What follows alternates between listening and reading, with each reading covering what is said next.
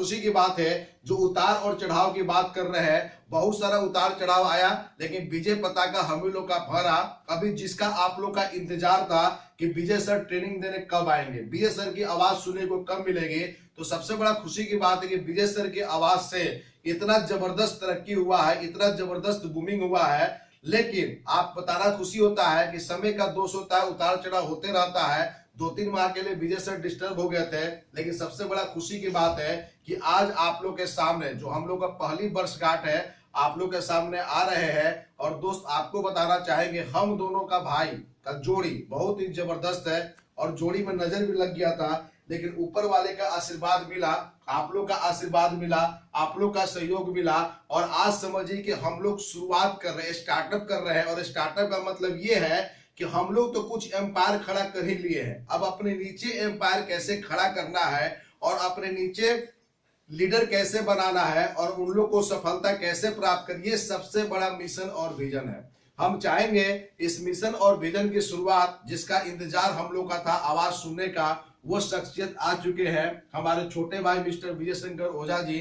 हम चाहेंगे उनको आवाज देना, वो आएंगे और हम लोग को बताएंगे कि आखिर में हम लोग का जो नया साल आने वाला 2018 जो आने वाला है, 2018 में कैसे सफल होना है। 2017 की विदाई हम लोग करेंगे आज और 2018 का जबरदस्त आगाज करेंगे कि 2018 में कैसे जबरदस्त सफलता प्राप्त करना है।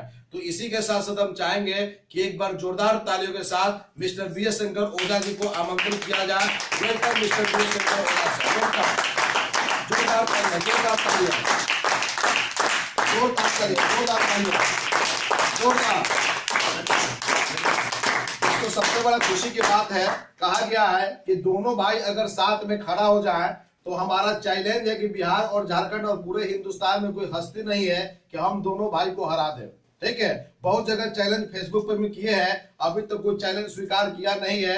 और दोस्त आप लोग, सबसे बड़ा खुशी की बात है कि हमारे बहुत सारे बड़े बड़े भाई भी हैं जो हम लोग को ऑलरेडी सपोर्ट करते रहते हैं और हम दोनों का भाई का हौसला बढ़ाते रहते हैं। और जिस तरह आप लोग का प्रेम बढ़ रहा है, जिस तरह विजय जी का टैलेंट है, कैसे आप लोग को आगे बढ़ना है, अगर हम लोग का तालमेल बना रहा तो हमारा वादा है कि हम लोग की कंपनी की बात करेंगे, हमारे जितने अचीवर बने हुए हैं, जितने अचीवर जितना पैसा कमाएंगे, हिंदुस्तान में कोई शख्स उतना पैसा नहीं कमाएगा। ये रविशंकर ओझा का वादा है। जय हिंद।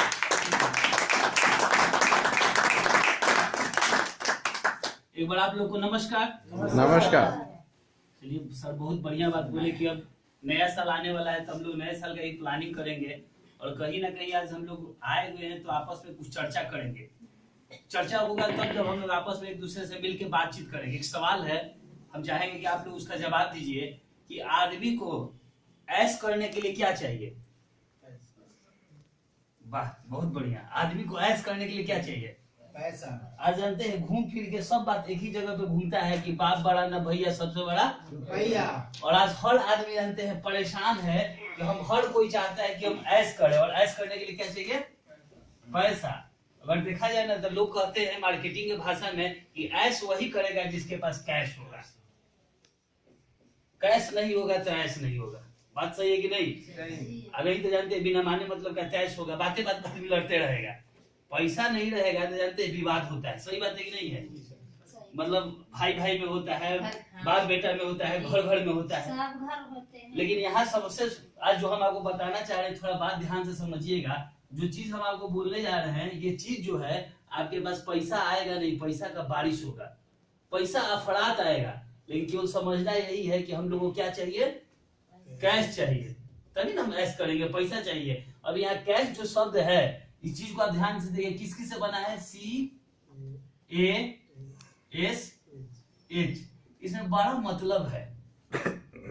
इस शब्द में जानते हैं बड़ा ताकत है, इस शब्द में बड़ा मतलब है। हर आदमी कहता है कैश नहीं है, कैश नहीं है। अरे कैश आएगा कैसे?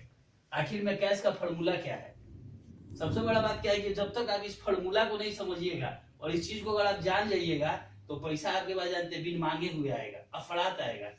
बहुत आदमी को देखिए, जैसे कि अमिताभ बच्चन है, एक बार पैसा जानते हैं उनका क्या हुआ, पैसा खत्म हो गया, उनकी एबीसीएल कंपनी बर्बाद हो गई। उनको मालूम था कैश आता कैसे है, और 10 साल के अंदर फिर अफराद पैसा बना लिए कि नहीं बना लिए। जैसे हम लोग को मालूम है कि पैसा बनता कैसे है, तो मान लीजिए कहीं हम वर्किंग किए, वहां से अफराज पैसा कमाए कि